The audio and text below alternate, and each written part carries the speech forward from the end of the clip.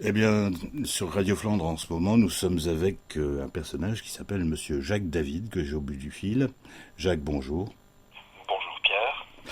Alors voilà, on est là aujourd'hui parce qu'on s'intéresse forcément à ce qui se passe en Flandre. Et plus en Flandre que toi, c'est difficile puisque tu habites le joli village de Godsvarsveld. Voilà, le village au nom imprononçable. Absolument, et à l'écriture un peu rock'n'roll aussi. Et Et donc, alors, en Flandre, on fait des choses étonnantes, d'ailleurs, dont les gens ne sont pas toujours au courant. Et là, toi, tu as une spécialité, une activité qui est tout à fait, j'avoue, fascinante, et qu'on s'attendrait à voir plutôt sur Lille ou sur Paris. Mais, donc, toi, tu as un laboratoire et tu élabores des élixirs de fleurs de bac. Exact. Alors, qu'est-ce les fleurs de bac? Alors, les fleurs de bac travaillent essentiellement sur les émotions et elles ont pour fonction de redonner aux émotions dites négatives leur juste place et leur juste mesure. Alors, on va expliquer ça sur un exemple simple. Mhm. Si tu es en train de te promener rêveusement sur une route de campagne et que tout à coup, à une quinzaine de mètres de toi, retentit le klaxon tonitruant d'un 30 tonnes, il serait souhaitable pour toi que ça te fasse peur parce que ça va te permettre de te transformer instantanément en un champion olympique qui va faire un bond prodigieux et échapper ainsi à l'écrabouillement. J'ai connu ça. Voilà. Donc, alors les gens ont tendance à dire la peur c'est une émotion négative, mais ça dépend. Mhm. Par contre, alors donc ça peut nous sauver la vie, c'est une émotion de survie, mais par contre, ce qu'il faut à tout prix éviter, c'est l'abonnement à la peur. Voilà. Il y a des gens qui sont abonnés à la peur. On pourrait dire ça de toutes les émotions, colère, obsession, découragement, etc. Dans le cas de la peur, eh bien voilà, il y a des gens qui sont toujours en état de peur constante ou trop fréquente ou disproportionnée par rapport à la situation. C'est... C'est-à-dire qu'on n'a pas toujours à se bagarrer contre un 30 tonnes. Ouais. On peut devoir rencontrer un potentiel employeur ou passer un examen, etc. Mhm. Notre vie n'est pas en danger. Donc là, il s'agit plus d'angoisse que de peur, finalement. Alors, on classe dans la catégorie peur tout ce qui est angoisse, anxiété, etc. euh, Parce que toutes les peurs, si tu veux, peuvent être gérées par les fleurs de bac. Toutes les déclinaisons possibles de peur peuvent être gérées par les fleurs de bac. Mhm. Y compris les gens d'ailleurs, ça existe, qui ont peur sans savoir pourquoi. Oui, oui, ça c'est, oui, même ce sont même pas des phobies, c'est de l'anxiété, quoi. Oui, oui, tout à fait. Il n'y a pas d'objet particulier. Hmm. Avez-vous peur? Voilà, il n'y a J'ai peur pas. de rien, non, mais j'ai peur, quoi. Voilà, oui, j'ai peur, je ne sais pas pourquoi. J'ai tout le temps peur et que quelque chose arrive, mais je ne sais pas. Parce qu'après, il y a des gens qui ont des peurs très définies, des voleurs, de la pauvreté, du noir, Des araignées. des araignées, tout ce que tu veux, mais il y a aussi des peurs sans objet.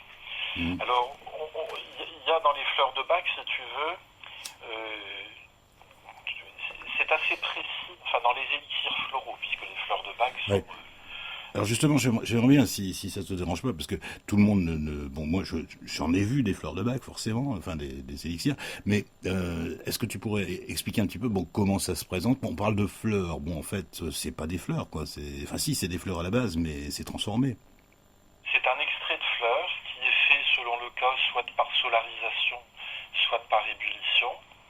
Et cet extrait de fleurs est ensuite dilué de façon à s'éloigner de la phytothérapie pour aboutir justement sur une information un petit peu comme en homéopathie, mais c'est extrêmement différent de l'homéopathie quand même. D'accord. Et donc ça se présente sous forme liquide et ça s'absorbe, voilà, une goutte sous la langue, D'accord. en moyenne 3 ou 4 fois par jour.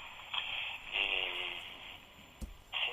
en fait, le but de la préparation, c'est de faire passer dans le liquide des qualités qui sont un petit peu représentées énergétiquement par la fleur ou par le bourgeon que l'on utilise. Alors donc, en fait, Donc Bach, en fait, c'était au départ un médecin gallois, donc quasiment Mhm.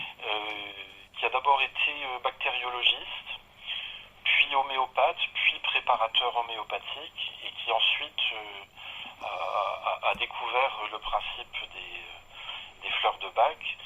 Et puis, il est mort en 1936, il avait découvert 38 propriétés, donc 38 variétés végétales, correspondant à des portraits psychologiques en déséquilibre et en équilibre. D'accord. Par Et la suite, d'autres chercheurs sont intervenus et on trouve d'autres gammes, en somme, d'autres variétés ont été définies. Parce que si on veut, on peut faire un élixir floral avec n'importe quelle fleur, mais encore faut-il savoir ce que ça va réharmoniser et rééquilibrer. oui, et puis ça peut peut-être avoir des effets nocifs aussi si on se trompe. Alors, en principe, non, si c'est correctement préparé, si c'est correctement dilué et s'il n'y a pas de confusion faite avec l'homéopathie, Mhm. il va y avoir d'effets nocifs. Parce que, bon, là, j'ouvre une parenthèse brève sur l'homéopathie. On entend toujours cette douce légende selon laquelle un remède homéopathique, si ça ne fait pas de bien, ça ne fera pas de mal. C'est pas tout à fait vrai. La preuve en est qu'on connaît les propriétés des remèdes homéopathiques grâce à des volontaires en bonne santé qui ont pris tel remède homéopathique jusqu'à tomber malade, Oui. qui ont soigneusement noté tout ce qui leur arrivait. Mhm. Alors, bien sûr, quand ils arrêtent la prise du remède, ils se rétablissent. Mais si on fait la même chose avec quelqu'un qui est déjà malade, et que soit on lui donne trop longtemps le bon remède, ou alors on lui donne pas le bon remède du tout, eh bien, soit son déséquilibre va d'abord se guérir puis va revenir, dans le premier cas, Ouais. et dans le second cas, à son déséquilibre de départ, va se rajouter, va venir se greffer ce qu'on appelle la pathogénésie du remède homéopathique. Comme son nom l'indique, pathogénésie, générer une pathologie. Et donc, mon raisonnement à ce niveau est assez simple et basique. Si ça peut rendre malade, c'est que ça peut rendre malade.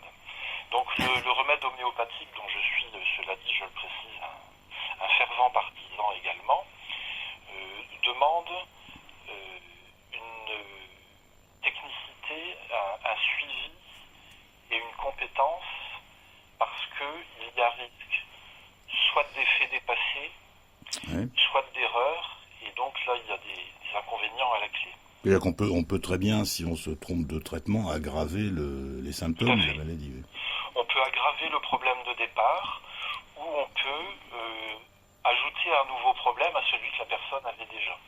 Ouais. Alors qu'avec les fleurs de Bach, il n'y a pas cet inconvénient. C'est-à-dire qu'une fleur de Bach, si on se trompe, c'est simple, il ne se passe rien et on a perdu son temps. Mais c'est pas, enfin voilà, il n'y a pas plus grave que ça, quoi. Ça ne fonctionne que s'il y a une adéquation entre les propriétés de la fleur et la problématique de la personne. Comme le phénomène de résonance, en somme, on a tous, tu vas me dire que j'aime bien les camions aujourd'hui dans les exemples, mais bon, on a une baie vitrée ou une vitre, un camion passe et la vitre se met à vibrer et peut faire pas mal de bruit.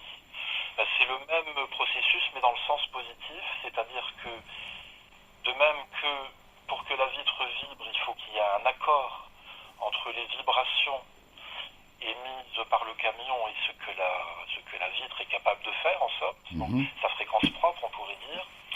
Et bien de la même façon, il faut que le principe véhiculé par la fleur soit en résonance avec le psychisme de la personne pour que quelque chose se passe.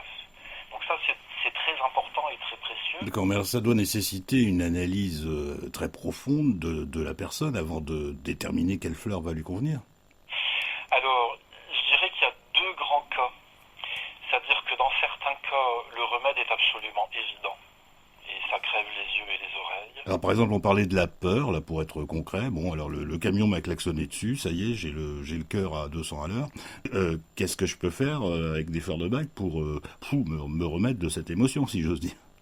Alors là, si tu n'es pas un abonné de la peur au départ, on va Mhm. tout simplement te donner le remède d'urgence, c'est-à-dire qu'on va considérer que tu as subi un choc, qui était nécessaire, mais tu l'as subi quand même. Ouais. Et donc on va te donner le remède d'urgence qui est un composé, un complexe qui a été mis au point par le docteur Bach et qui correspond donc plusieurs fleurs qui agissent sur la peur, sur la panique, qui agissent aussi sur l'état de choc proprement dit et qui agissent sur, on constate ça dans certains états de choc, Ouais. c'est un état de déconnexion. C'est-à-dire que les gens se dissocient de la situation. Ouais, c'est un peu de la sidération, quoi. On est C'est paralysé. la sidération, voilà, c'est Voilà. ça. Et donc il y a aussi un des composants du remède d'urgence qui agit là-dessus. Donc c'est un remède où il y a 5 fleurs, et ces 5 fleurs couvrent le panel des calamités qui s'abattent sur la personne qui a subi un choc. D'accord, donc c'est en fait, c'est pas un calmant, mais une formule apaisante.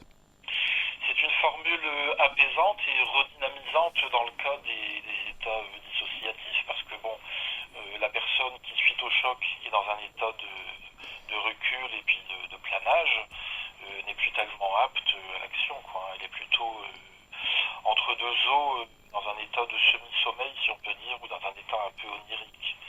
Donc il faut la remettre dans l'action. Donc les peurs, de façon générale, puisque là on reprenait l'exemple en somme d'une peur justifiée et nécessaire. Oui. Par contre, s'il y a un abonnement à la peur ou des réactions de peur disproportionnées par rapport aux situations vécues, à ce moment-là, il y a deux options. Soit on va donner, par exemple, un composé qui s'appelle peur, comme son nom l'indique, et on couvre un peu tout le panel pour débroussailler le tableau, ou alors on va chercher très spécifiquement la déclinaison qui concerne la personne.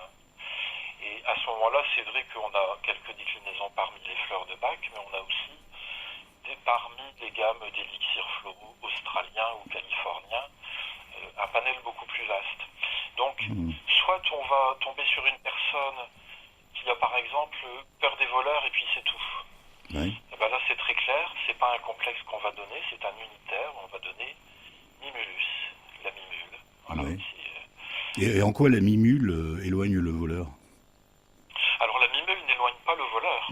Oui. C'est-à-dire qu'encore une fois, il faut revenir à la notion de peur justifiée ou injustifiée. C'est-à-dire qu'une personne qui a peur des voleurs alors qu'il n'y a pas de raison particulière, sa peur est stérile. Après, il y a le mode mineur de la peur qui s'appelle prendre des précautions, fermer la porte à clé et aller se coucher tranquillement.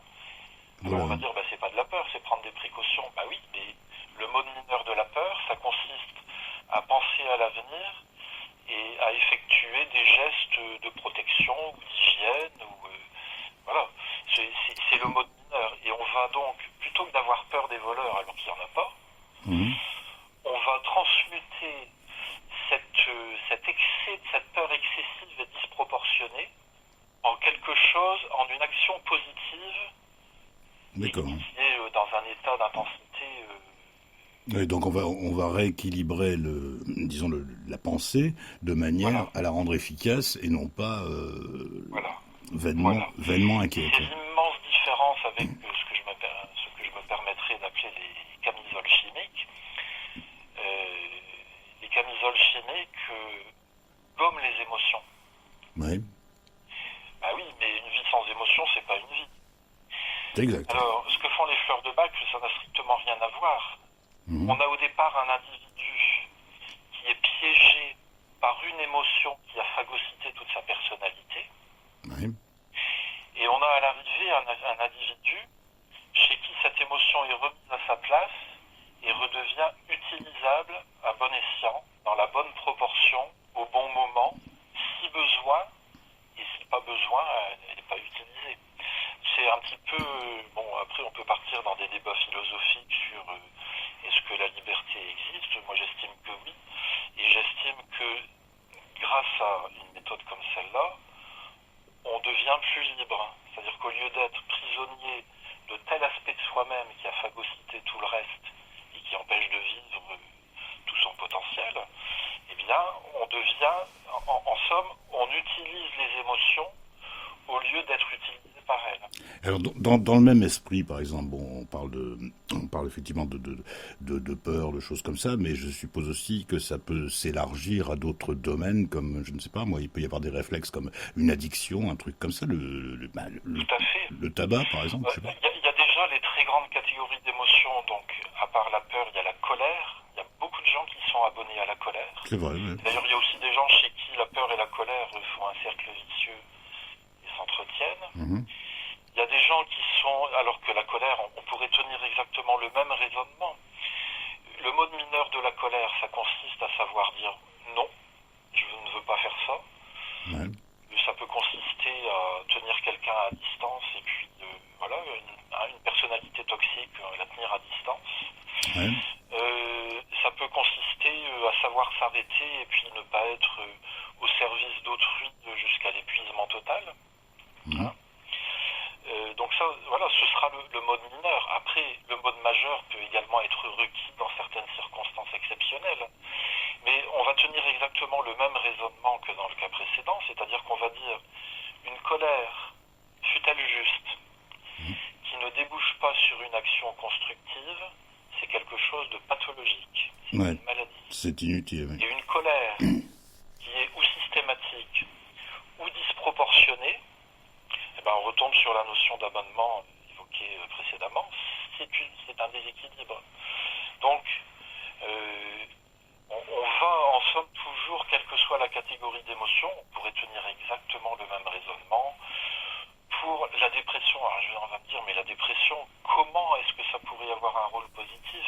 Ben si, un rôle de rectification quand quelqu'un est à côté de sa vie ou à côté de son potentiel.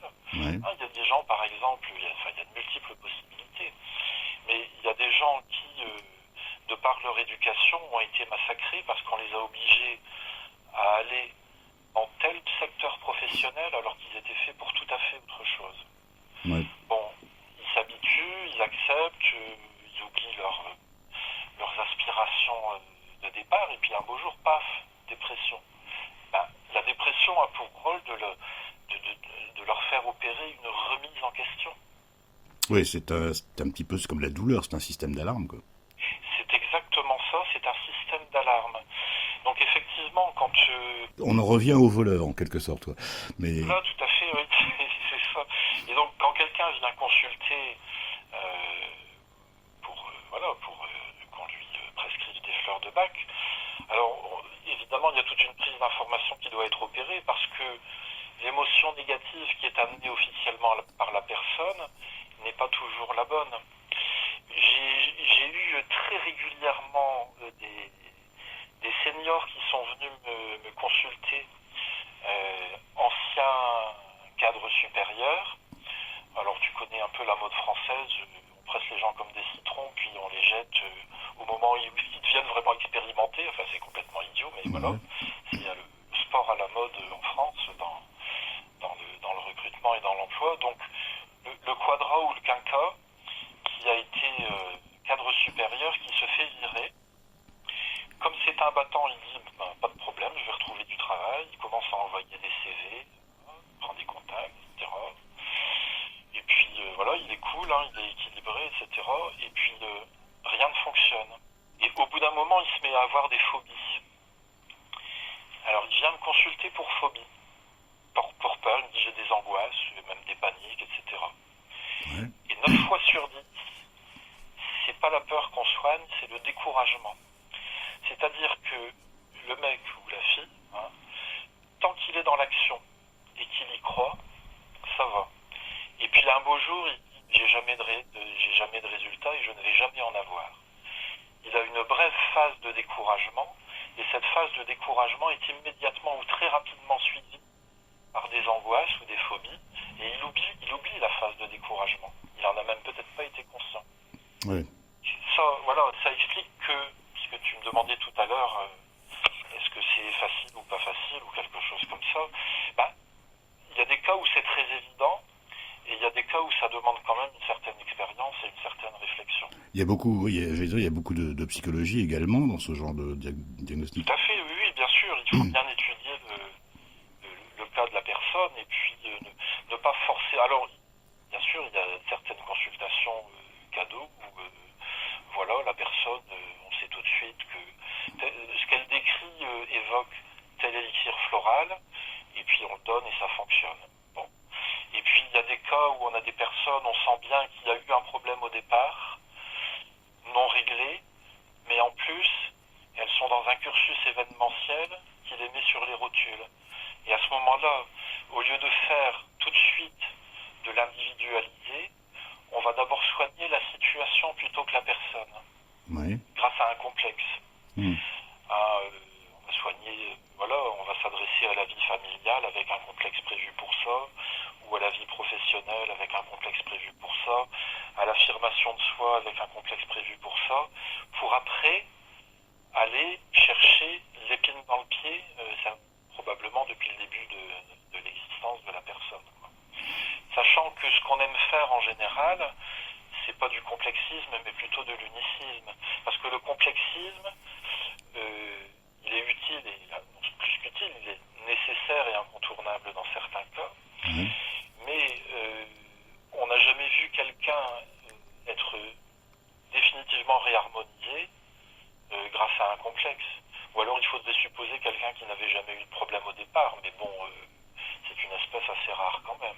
Oui, donc il faut réellement déterminer la cause profonde du mal-être ou je sais pas si on peut appeler ça vraiment pathologie, mais disons oui, de ce qui va pas en fait, et puis après, s'attaquer réellement à la source, quoi. Donc déjà, c'est soigner les effets, les atténuer peut-être, et puis ensuite, ça permet peut-être de révéler le fond du Voilà, problème. tout à fait. Voilà, c'est-à-dire qu'on va on va peler l'oignon en somme. On va Ouais, prendre la belle image. couche qui se présente à l'instant départ, et puis après, ayant procédé à son ablation ou à son soulagement, on va aller renforcer le centre de la personne en rééquilibrant et en résolvant le problème de base. Et alors tout ça, c'est quand même c'est une opération de longue haleine, ça dure longtemps, un traitement en fleur de bac ou... Alors, ça dépend. Déjà, chez les enfants, ça marche à une rapidité prodigieuse. Alors évidemment, on parle d'un enfant qui n'est pas martyrisé, Ouais. qui n'a pas un oncle pédophile, etc. Parce que là, bien sûr, c'est une autre paire de manches. Mais disons que dans une famille raisonnablement équilibrée, ou je vais plutôt dire raisonnablement déséquilibrée, si c'est bien l'enfant qui a un problème, si c'est pas une éducation totalement à côté de la plaque, un enfant, on le rééquilibre sur 15 jours, 3 semaines, mais on dit aux parents, attention, c'est son terrain, et donc il est rééquilibré, mais ça pourrait lui reprendre de temps en temps. Sur un adulte qui a creusé l'ornière de son déséquilibre, année après année, et qui a bien pris des habitudes, à la fois comportementales et énergétiques, et qui a aussi formaté son environnement et ses proches à ce dysfonctionnement, eh bien, il va falloir que cette personne creuse un autre sillon et en plus ait la force d'imposer le nouveau comportement à ses proches qui ne l'accepteront pas toujours au départ. Oui. Donc ça, c'est un peu plus compliqué. Enfin, c'est pas plus compliqué, mais c'est plus long. Et en fait, ce qui est compliqué, c'est de faire comprendre à la personne, dans ce cas-là, que pour une vraie épine dans le pied, depuis toujours, depuis plusieurs dizaines d'années, effectivement, c'est pas... Sur un mois, il y aura un soulagement, mais ce ne sera pas réglé. Si vraiment la personne veut remasteriser, reformater sa vie sur la nouvelle donne, on part pour des séquences de 15 jours par mois à perte de vue, ou de 6 mois sans interruption, ou de 1 an sans interruption. Enfin, le prix de revient est tellement faible, le prix de journée est tellement faible, et puis c'est tellement beaucoup plus facile que d'aller s'allonger sur la table du psychanalyste toutes les semaines. Oui.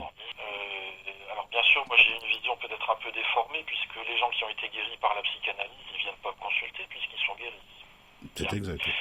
Donc c'est utile de le préciser au départ, mais enfin j'ai pas mal de post-psychanalysés qui avaient toujours leurs problèmes de départ, qui connaissaient ou croyaient connaître l'origine de ce problème, mais qui n'étaient pas guéris pour autant, et qui en plus avaient souscrit une dépendance à leur psychanalyste. Oui. Donc j'ai pas trouvé que c'était un très bon plan. Je parle des psychanalyses freudiennes et adlériennes, hein, parce que Jung, c'est tout à fait autre chose. Ça, une thérapie jungienne est tout à fait susceptible de mener à une guérison si le thérapeute connaît son affaire, quoi. Mais Freud, voilà, c'est la préhistoire de l'analyse de la psychologie des profondeurs, et c'est, à mon avis, complètement dépassé, quoi. D'accord. Et alors, pour en revenir aux fleurs de bac, donc, si on essayait de faire un petit panel des différents domaines, parce que les fleurs de bac, d'après ce que j'ai pu voir à droite à gauche, un peu comme tout le monde, on en trouve dans des rayons de pharmacie et des choses comme ça. Alors, c'est étiqueté en disant ça c'est pour ça c'est pour ça. Mais quelque part, dans ce que tu viens de nous dire, on se rend compte qu'effectivement l'analyse doit être un peu plus fine, peut-être pour être efficace. Et donc, quel est le panel, entre guillemets, qu'on peut facilement utiliser soi-même en automédication et face à quoi il faut, à ce moment-là, vraiment consulter un spécialiste? Alors, de toute façon, systématiquement, si la personne a vraiment du mal à gérer sa vie, elle ne pourra probablement pas sélectionner le ou les bons élixirs elle-même. Mais je parle quand même de difficultés sévères, hein. Parce que quelqu'un peut avoir, par exemple, des peurs paralysantes. Bon, c'est grave au moment où ça se produit, mais si par ailleurs elle arrive à conduire sa vie de façon pertinente, elle devrait être apte à sélectionner elle-même le bon élixir. Ouais. Voilà. Alors, on sélectionne, moi je dirais, 2, 3 élixirs et pas plus, hein, parce que après, si on essaie de régler, à part le remède d'urgence qui est fait pour des circonstances bien précises, mais si on essaie de régler 5 épines dans le pied en même temps, à mon avis, on n'arrive nulle part, si tu veux. Il faut en régler de préférence une seule. Ouais, prendre un problème à la fois et avancer, quoi. C'est quand même mieux. Après, on peut concevoir d'en prendre 2 ou 3, mais on aura un soulagement et après, on va devoir faire un choix pour vraiment nettoyer le vrai problème de départ. Bon. Mais c'est tout à fait possible de se débrouiller par soi-même. Simplement, moi, ce que j'ai vu quand même assez, je vais pas dire souvent, mais j'ai quand même vu ça assez régulièrement. Il y a un piège potentiel dans les élixirs floraux, c'est la personne qui se fait elle-même son truc, voilà, ça tambouille. Ouais. Donc alors elle prend 5 élixirs pendant 1, 2, 3 semaines, et puis après elle rechange, voilà, etc., etc. Hein, je te passe les étapes intermédiaires, on la retrouve 1 an plus tard, inchangée, parce qu'en fait, concrètement, elle ne sait pas quoi sélectionner. Et ça, c'est un piège à éviter parce que les gens qui font ça ont l'illusion de travailler sur elles-mêmes. Et en fait, pas du tout, quoi, puisqu'elles ne savent pas quoi faire concrètement. Donc, pour le commerçant en moi, c'est une manne parce que ce sont des gens qui achètent des quantités d'élixirs, mais en même temps, c'est franchement pas comme ça qu'il faut faire, quoi.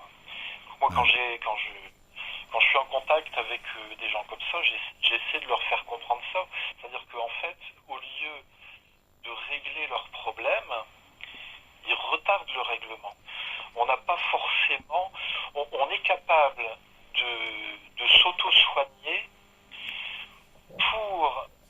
quand on ne va pas si mal que ça, pour gérer le quotidien, les aléas du quotidien, tac, il se passe ça, on dit oh, là je balise un peu trop que ce que je devrais, mais c'est pas l'épine dans le pied. C'est les circonstances qui créent ça. Bon, paf, je prends ça et puis c'est remis. Il faut que ce soit remis. Et alors on parle de spécialistes et d'aide donc forcément au diagnostic et à la prescription. Alors justement, est-ce que les médecins de ville, les généralistes, se penchent sur le phénomène fleur de bac? Alors, certains se penchent effectivement et utilisent les fleurs de bac. Certains homéopathes en particulier, mais aussi des généralistes. Je vais dire que en Flandre, on a quand même une certaine ouverture chez les médecins. On a assez régulièrement des médecins qui qui conseille les fleurs de bac. Ouais, ça existe. Mais bon, le généraliste, à l'heure actuelle, il est quand même dans une position délicate et il fait un métier difficile et il remplit beaucoup de papiers. Hein. Ouais, ça aussi. Il y a beaucoup de gens qui viennent le voir, pas du tout pour guérir, mais pour faire un acte administratif. Donc entre ça et puis la responsabilité qu'ils ont sur les épaules, puisque les gens ont de plus en plus tendance à faire comme aux États-Unis, à judiciariser tous azimuts. Donc le généraliste, si tu veux, bon, il y en a qui le font, mais comment dire, si j'ose dire, au compte-gouttes, Au compte-gouttes, oui. sur des patients vraiment très très précis. Ils ne peuvent pas le faire de façon systématique parce qu'ils ne sont pas dans la bonne posture pour faire ça, même s'ils en perçoivent tout l'intérêt. Mais alors après, ils peuvent peut-être le suggérer parfois en complément d'un traitement de choc, parce que s'ils ne donnent pas le traitement de choc, ils peuvent se faire débiner par le patient ou par le conseil de l'ordre, etc. Quoi. Ouais. On peut les accuser de ne pas avoir fait leur travail. Quoi. Donc c'est compliqué pour le généraliste de faire ça. Et est-ce qu'il existe des formations, des cours qui peuvent être donnés soit aux médecins, soit à des gens je pense aux gens qui sont dans les médecines naturelles et compagnie, des thérapeutes. Mais tout à fait. Et d'ailleurs pas plus loin que à Godvarstruc, tu connais Godvarstruc. Oui, oui. Godvarsveld, pour ceux qui connaissent. Donc ici au centre de florathérapie, nous faisons des formations régulièrement. D'accord, donc on Ça peut... s'adresse aussi bien donc, au niveau 1 aux particuliers pour un usage personnel ou familial. Mhm. Et puis après, quand on monte dans les niveaux, les professionnels, pour avoir une vraie maîtrise des fleurs de bac et d'autres gammes d'élixirs également. Puisque bon, à l'heure actuelle, voilà, on a plus de possibilités et c'est vrai que on ne peut pas réduire la psychologie humaine à 38 portraits psychologiques. C'est un peu insuffisant quand même. Ouais. Ça colle à beaucoup de cas, mais on doit aussi avoir recours à d'autres gammes. Donc oui, on fait ici des formations très régulièrement dans le cadre du centre de florathérapie et de l'école d'énergétique cohérente. Bah, c'est parfait. Toutes les deux, leur siège. Est-ce que tu aurais un ouvrage à conseiller pour des gens qui voudraient découvrir comme ça, sans forcément, ou qui habitent loin de Godvarsveld, par exemple? Oui, bien sûr, mais de toute façon, je pense qu'une initiation aux fleurs de bac, de toute façon, les gens qui viennent là, bien sûr, s'ils viennent, c'est que le sujet les intéressait a priori, mais certains viennent là un peu par curiosité et puis sont assez scotchés. Quand on leur débat le portrait de telle ou telle fleur, ils disent « Ah ben, mais ça, je connais quelqu'un qui est comme ça. » C'est très parlant, si tu veux. Ouais.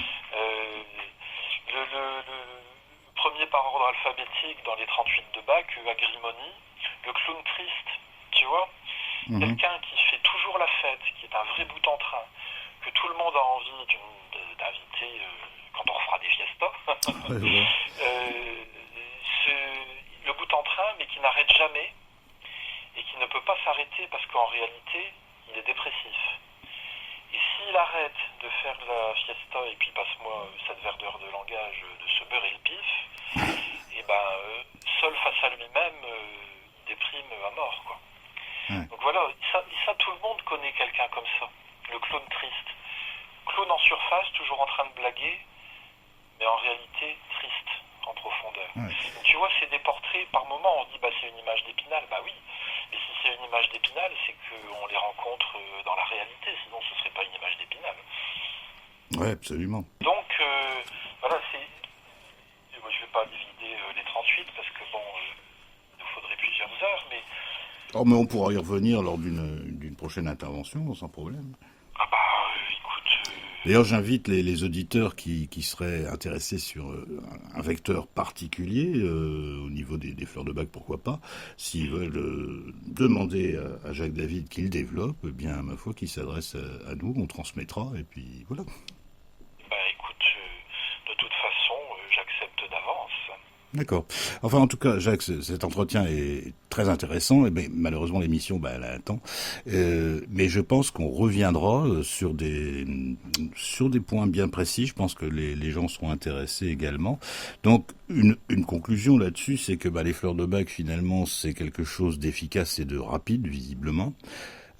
Mais qu'il vaut mieux être quand même bien conseillé avant d'entreprendre quoi que ce soit, au risque d'être déçu, quoi. Bah, ça peut valoir la peine. Tu sais, il y a des gens qui n'aiment pas consulter. Donc si on est dans ce cas-là, ça peut valoir la peine de faire un essai. Mhm. Mais bon, se pose bien sûr la question de la qualité du produit. Je ne suis pas le seul à faire un produit qualitatif, mais sur l'ensemble des produits existants, on trouve absolument tous les degrés de qualité et de non-qualité. Ouais. Donc il y a la question de la qualité du produit, et puis il y a la question de simplement, si ça ne marche pas, il faut aller consulter. Tout simplement, parce que effectivement, on n'est pas toujours bien placé pour s'appréhender objectivement et puis analyser clairement son propre cas. Ça, c'est vrai. Mhm. Mais ça peut valoir la peine. Il y a des gens qui fonctionnent en auto-prescription avec les fleurs de bac et puis qui ont le succès. Alors, si c'était l'épine dans le pied, on ne le sait pas. Même raisonnement que tout à l'heure, puisqu'ils sont guéris, ils ne vont pas venir consulter.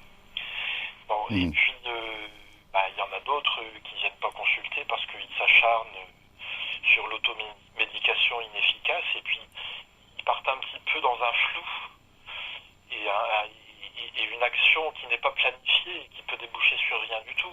Et du coup, moi, à ce moment-là, je conçois ça finalement, oui, comme une nouvelle forme de dépendance, si on veut, parce que Mhm. vivent un peu dans un rêve où voilà, le bon docteur Bach a changé la donne et on peut se guérir soi-même.